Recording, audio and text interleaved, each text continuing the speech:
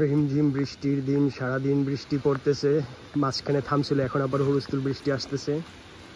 মেঘগুলা কিছুক্ষণের মধ্যে আবার নিচে বসে যাবে, বৃষ্টির কারণে চতুর্দিকে ধুমার মতো অন্ধকার হয়ে যাবে। এই হচ্ছে আমাদের সারাদিনের নীলাম্বরী রিসোর্টের ওয়েদার। পুরা মাথা নষ্ট ভিউ। ভিডিও কত দিব আর কত করব, সারাদিন তো একই ভিউ।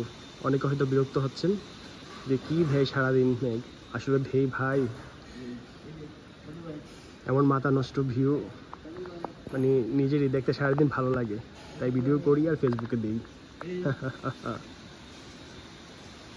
সুমন ভাই চলে আসছে মেঘ দেখতে।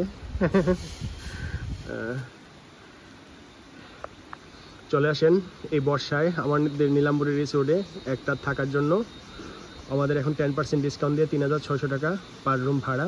কাপল বেডের রুম, 2 জন থাকার জন্য। এক্সট্রা বেড দিলে 3 জন 4 জনও থাকতে পারে, সেক্ষেত্রে আবার এক্সট্রা 500 টাকা অ্যাড হবে।